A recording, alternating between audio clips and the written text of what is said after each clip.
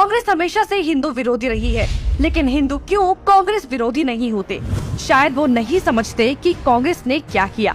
आपको साल दर साल का ब्यौरा देते हुए बताएंगे कि कैसे कांग्रेस ने हिंदुओं का मजाक बना दिया। 1950 में आया आर्टिकल 25। कांग्रेस 1950 में आर्टिकल 25 को लेकर आई, जिससे धर्म परिवर्तन को मान्यता दे दी गई। और सबसे ज्यादा किसका धर्म परिवर्तन हुआ ये सब जानते हैं, लेकिन ये तो सिर्फ शुरुआत थी। नेहरू 1950 में आर्टिकल 28 लेकर आए और हिंदुओं से धार्मिक शिक्षा का हक छीन लिया। लेकिन आर्टिकल 30 के तहत अल्पसंख्यक अपनी धार्मिक शिक्षा दे सकते हैं। धार्मिक शिक्षा के बाद निशाने पर थी धार्मिक संस्थाएं। 1951 में HRCE एक्ट, 1951 में Hindu religious and charitable endowment act लेकर आए। उन्होंने कारण दिया कि बड़े मंदिरों का रखरखाव सही से हो सके, लेकिन इसकी आड़ में कब्जे कर लिए, जिसके तहत भारत में मौजूद बड़े बड़े मंदिरों का प्रबंध सरकार ने अपने हाथों में ले लिया और मनमाने ढंग से इनकी संपत्ति का दुरुपयोग किया। और ये सिर्फ हिंदुओं के मंदिर पर लागू था, बाकी धर्मों या धार्मिक स्थल पर लागू नहीं था। 1956 में हिंदू कोड बिल आया। 1956 में नेहरू सरकार हिंदू कोड बिल लेकर आई, लेकिन अल्पसंख्यकों के लिए इन्होंने पर्सनल लॉ बोर्ड को बिल्कुल हाथ नहीं लगाया। मतलब एक ही है, देश में एक जाति कद संविधान कानून से और दूसरी अपने धर्म के कानून के हिसाब से, और आज भी यूनिफॉर्म सिविल कोड से कतराते हैं। कांग्रेस ने लगाई आरक्षण की आग। कांग्रेस आरक्षण लेकर आई, जिससे हिंदुओं को बांटने का काम किया गया, जिससे सबसे बड़ा नुकसान हिंदुओं को हुआ। आरक्षण की देश में जरूरत थी, लेकिन मक्कार कांग्रेसी इस योजना को 10 साल लागू करने की बजाय इसे बढ़ाते चले गए और न ही इससे लोगों को सशक्त बना पाए, जबकि लोगों को इसकी लत लगा दी गई। इंदिरा का कार्यकाल।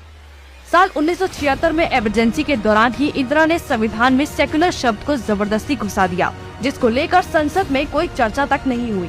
मतलब कि हिंदू बहुसंख्यक होते हुए भी भारत हिंदू देश नहीं कहलाया जा सकता, जबकि आप हमारे आसपास देखेंगे तो सभी मजहबी देश हैं, लेकिन हिंदुओं के लिए कोई देश नहीं बचा। इसके बाद हिंदुओं के कानूनी अधिकार और इतिहास निशाने पर थे। 1991 में पूजा स्थल कानून। 1991 में कांग्रेस ने पूजा स्थल कानून बनाया, जो बेहद हिंदू विरोधी कानून था, क्योंकि इस कानून के तहत हिंदू, सिख और जैन मुगलों के कब्जे से मंदिरों को छुड़ाने के लिए लड़ाई ही नहीं लड़ सकते। उनके पास दलील सुनने का कोई कानूनी अधिकार ही नहीं छोड़ा गया। हमने लाखों मंदिर और उनका इतिहास खो दिया। 1992 माइनॉरिटी कमीशन एक्ट। कांग्रेस ने अल्पसंख्यक आयोग अधिनियम बनाने के बाद अल्पसंख्यक आयोग बना दिया। ऐसा करके कांग्रेस ने धर्म विशेष के लोगों को स्पेशल दर्जा तो दिया ही, हिंदुओं को बांट दिया, जिसके तहत सरकार की हर योजना का सबसे ज्यादा फायदा धर्म विशेष के लोगों को ही मिलता है, जिससे कांग्रेस ने सांप को भी मार दिया और लाठी को भी नहीं टूटने दिया। मतलब साफ है, हिंदुओं को भी बांट दिया और धर्म विशेष के लोगों को भी खुश कर दिया। जब देश सेकुलर बना दिया तो मेजॉरिटी और माइनॉरिटी की जरूरत ही क्या थी। 1995 में वक्फ बोर्ड कानून। 1995 में वक्फ बोर्ड कानून बनाकर कांग्रेस ने एक और महापाप किया। वक्फ बोर्ड को असीमित शक्ति दे दी गई। आज स्थिति ये है कि वक्फ बोर्ड किसी भी संपत्ति पर दावा कर दे तो कोर्ट से भी कोई मदद नहीं मिलेगी। रेलवे और रक्षा के बाद संपत्ति के मामले में वक्फ बोर्ड देश में तीसरे स्थान पर पहुंच गया है। अब सिर्फ एक आखिरी बार बचा था, वो बार था राम सेतु एफिडेविट। राम सेतु एफिडेविट बनाया।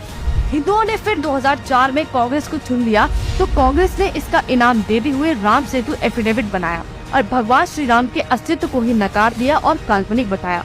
आस्था और धर्म पर वार करने के बाद अब कांग्रेस ने हिंदुओं को ही बदनाम करने का प्लान बना लिया। 2009 में हिंदू आतंकवादी घोषित। 2009 में फिर से हिंदुओं ने कांग्रेस को चुना, तो उसके बदले में कांग्रेस ने हिंदुओं को ही टेरर घोषित कर दिया। कांग्रेस ने बहुत ही चालाकी से एक एक कर हिंदुओं के धर्म, अधिकारों और शिक्षा के अधिकार को छीन लिया, लेकिन हिंदू फिर भी कांग्रेस को नहीं समझ पाया। औरंगजेब ने हिंदुओं को खत्म करने के लिए तलवार का इस्तेमाल किया, तो कांग्रेस ने हिंदुओं को खत्म करने के लिए संविधान का इस्तेमाल किया।